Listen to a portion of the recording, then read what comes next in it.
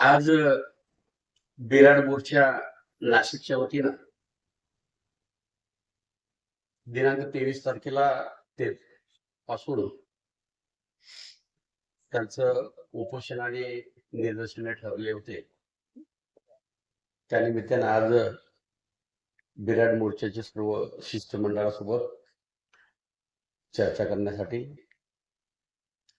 जिल्हाधिकारी कार्यालय नाशिक येथे जिल्ह्याचे जिल्हाधिकारी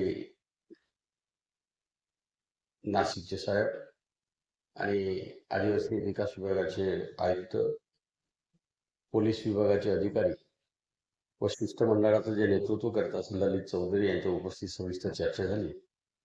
त्यांची प्रथम मागणी होती की 21/5/2025 जो शासन निर्णय आहे तो रद्द करावा. कारण शासकीय आश्रमशाळेमध्ये अंदाजे 5 लाख विद्यार्थी शिक्षण घेत असल्यामुळे 490 शासकीय आश्रमशाळा आहे. त्यांना शिकवण्याकरता, त्यांना अध्यापन करण्याकरता शैक्षणिक गुणवत्ता व दर्जेदार शिक्षण मिळावं हाच आमचा उद्देश आणि हेतू असल्यामुळे त्याबाबत आम्ही बिलकुल तडजोड करणार नाही. ते सुद्धा ललित चौधरींनी मान्य केलेलं आहे.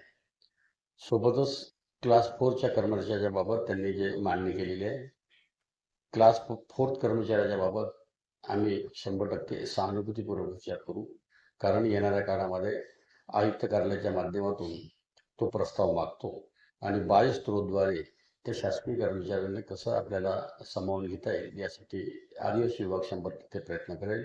म्हणून शिष्टमंडळाला आणि ललित चौधरीला कळून अपेक्षा करतो की येणाऱ्या काळामध्ये तुम्ही आंदोलन उपोषणाच्या ज्या सूचना दिलेल्या आहेत त्या आपण उपोषण मागे घ्यावं आणि इतर जी चर्चा आहे दिनांक 23 तारखेला लोहगड वंगड्यावर आपण सविस्तर चर्चा करू. खूप खूप धन्यवाद. आंदोलन करणार होतात, मात्र तुमच्या आदिवासी विकास मंत्र्यांसोबत बैठक झालेली आहे. त्या बैठकीमध्ये तोडगा निघालाय का? तुमचं समाधान झालंय? तसं म्हणायचं तर तोडगा निघाला असंच म्हणावं लागेल. कारण माननीय आदिवासी विकास मंत्री महोदय हे आमचे पालक आहेत आणि पालकांपुढे कोणीही जाणार नाही ही संकल्पना आहे.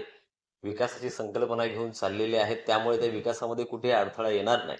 आज या बैठकीस आदरणीय नाशिक जिल्ह्याचे कलेक्टर साहेब, माननीय आमचे मंत्री महोदय, पालक, आयुक्त, अप्पर आयुक्त, इकडे साहेबांचे खासगी सचिव आदरणीय वरडे साहेबांनी, तर सर्व अधिकारी आणि आमचे कर्मचारी, जो आम्ही मोर्चा करणार होतो त्या संदर्भात इथे सविस्तर व्यवस्थित चर्चा झालेली आहे. ज्या बाबी त्रुटी राहिलेल्या आहेत त्या आम्ही आमचे महाराष्ट्राचे आराध्य दैवत असं म्हणतो लोहगड, त्याच ठिकाणी आम्ही आदरणीय साहेबांबरोबर पूर्ण शिष्टमंडळ, शिक्षक, वर्ग 4 काही कर्मचारी यांच्यासोबत जाऊन त्या त्रुटी दूर करून पूर्णतः चर्चा करणार आहोत. हे जे आंदोलन होणार होतं हे तात्पुरतं आम्ही सर्वांच्या साक्षीने स्थगित करीत आहोत, हे मी आता अध्यक्ष नात्याने जाहीर करतो. आता काय आश्वासन देण्यात आलं बैठकीत? आता वर्ग 4 कर्मचाऱ्यांसंदर्भात कुठेही अडचण येणार नाही, त्या कर्मचाऱ्यांना कामाला घेतले जाईल.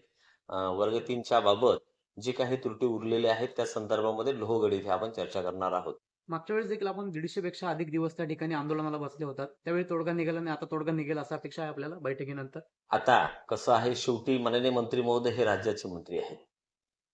त्यात आमचा हा विषय आदिवासी विकास विभागाचा हा छोटासा आहे, कार्यभार खूप मोठा आहे आणि महाराष्ट्र विकासाच्या गतीने फार जोरात चाललेला आहे. त्याच्यामुळे छोट्या मोठ्या गोष्टी ह्या होत राहतील, परंतु माननीय मंत्री महोदयांच्या किंवा त्या अधिकाऱ्यांच्या आम्ही वेळोवेळी संपर्कात आहोतच. चांगली चर्चा होते, त्यामुळे त्याबाबत कुठलीही नाराजगी नाही.